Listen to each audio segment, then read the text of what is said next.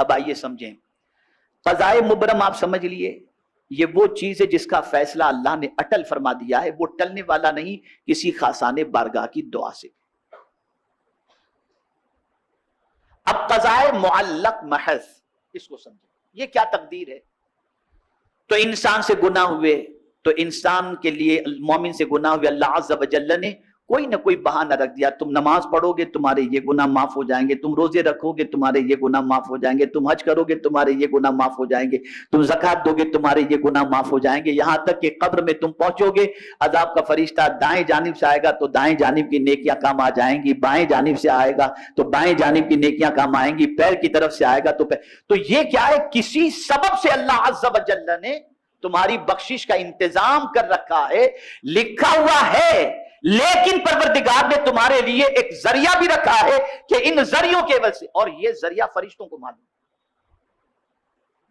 یہ ذریعہ فرشتوں کو معلوم ہے کہ پروردگار اس عمل سے اس بندے کے اس گناہ کو معاف فرمائے گا۔ تو یہ ایک قضائے جو ہے وہ محض جو ہے، یہ قضاء، یہ ایک تقدیر ہے۔ اب تیسری قسم آپ سمجھیں، قضاء شبیہ بمبرم، مبرم تو نہیں ہے لیکن شبیہ بمبرم، اللہ نے لکھا نہیں ہے، اللہ نے لکھا نہیں ہے، لیکن اس کے علم میں یہ بات ہے کہ میرا بندہ یہ کرے گا نا۔ فرشتوں کو بھی نہیں معلوم اس قضاء کے بارے میں، فرشتوں کو بھی نہیں معلوم، اور اللہ نے لکھا بھی نہیں ہے، لیکن میرے پیارے آقا صلی اللہ تعالی علیہ وسلم کے پیارے دیوانوں، اللہ کے علم میں ہے یہ بات کہ میرا بندہ یہ کرے گا نا تو اس کی زندگی بڑھا دوں گا، اس کی روزی بڑھا دوں گا۔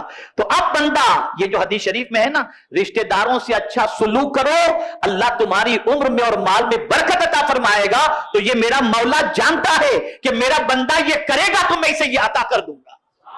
اب یہاں جو غلطی سب سے بڑی ہوتی ہے وہ یہ ہے کہ آدمی تقدیر کا بہانہ بنا کر سب کرنے سے رک جاتا ہے، یہ نہیں ہونا چاہیے۔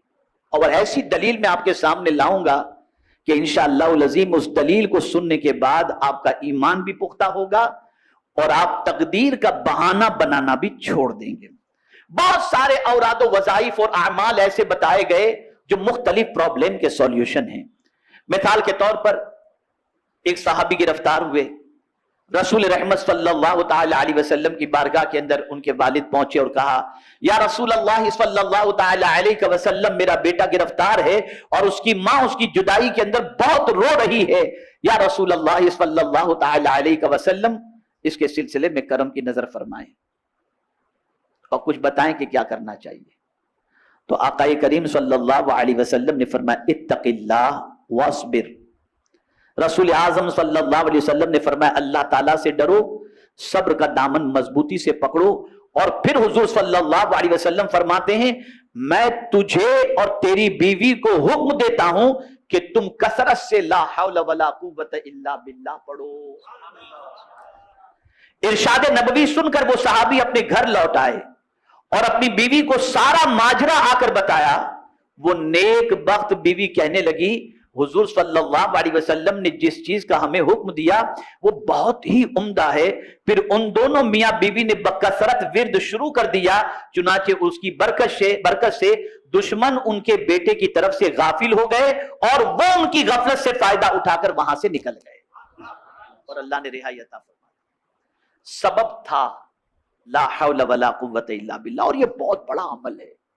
خدا کی قسم اس عمل کی برکت میں آپ کو بتاؤں تو آپ کی عقل دنگ رہ جائے گی، کتنا پاورفل ہے یہ عمل، کتنا پاورفل۔ میں ایک حدیث شریف ایک قول آپ کے سامنے پیش کرتا ہوں۔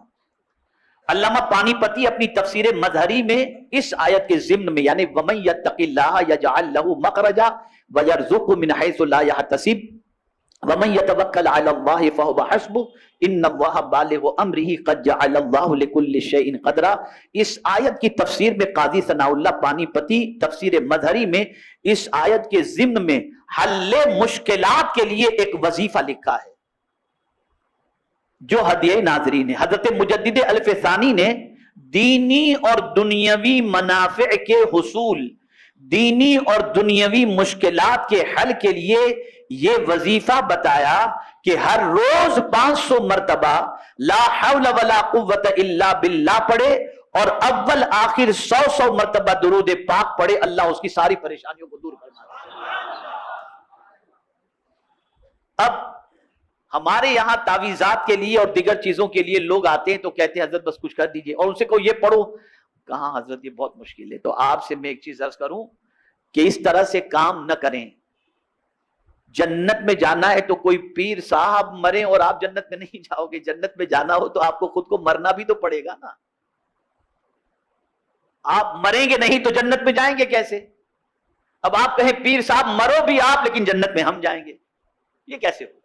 تو یہ اولیاء کرام جو اوراد و وظائف عطا کرتے ہیں، اس سے مصیبتیں ٹلتی ہیں، پریشانیاں ٹلتی۔ اب وہ لوگ جو تقدیر کا رونا رو کر اور تقدیر پر بھروسہ کر کے چپ چاپ بیٹھ جاتے ہیں اور کہتے ہیں اب جو کچھ تقدیر میں لکھا ہے وہ ہو کر کے رہے گا، اس کے لیے ایک حدیث، اور اتنی پیاری حدیث شریف ہے کہ میں یہ سمجھتا ہوں کہ اس حدیث مبارکہ کو ذہن میں رکھ کر، خدا کی قسم آقا کا سچا عشق ہوگا نا تو کوئی آدمی کبھی بیکار بیٹھے گا ہی نہیں، وہ متحرک ہو جائے گا، وہ دوڑ دھوپ کرنے والا بن جائے گا، وہ محنت و مشقت کرنے والا بن جائے گا، وہ تقدیر کا بہانہ کرنا چھوڑ دے گا۔ اور وہ حدیث کون سی ہے؟ اللہ اکبر، اللہ اکبر۔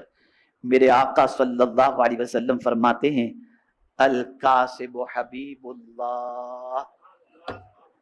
سرکار صلی اللہ علیہ وسلم فرماتے کسب کرنے والا، کام کرنے والا اللہ کا حبیب ہے، اللہ کو بہت پسند۔ بیکار بندہ اللہ کو پسند نہیں۔ ارے جب بیکار بات کرنے والا اللہ کو پسند نہیں ہے تو بیکار رہنے والا اللہ کو کہاں سے پسند ہوگا؟ اور آج کیا ہے، ہماری قوم کا حال دیکھ لیجئے، بس اس پر کچھ کہنے کی ضرورت نہیں۔ اب سنیے، یہ جو حدیث شریف ہے الکاسب حبیب اللہ، اس کے بارے میں حضرت مولانا روم رحمت اللہ تعالی علیہ فرماتے ہیں کہ اگر تو توکل کا دعویٰ کرتا ہے تو کام میں مشغول ہو جا، پہلے تخم ریزی کر پھر اللہ پر بھروسہ کر۔ یعنی تو اگر اللہ پر بھروسہ کرنے کی بات کرتا ہے نا تو پہلے زمین میں بیج بو دے اور پھر تو اللہ پر بھروسہ کر۔ اور آگے ارشاد فرماتے اس حدیث میں جو رمز ہے اس کو سن کہ کسب کرنے والا اللہ کا دوست ہے۔ توکل کی وجہ سے اور تقدیر پر بھروسہ کرنے کی وجہ سے انسان کو کبھی بھی کام میں سستی نہیں کرنا چاہیے، اسے کام کرنا چاہیے۔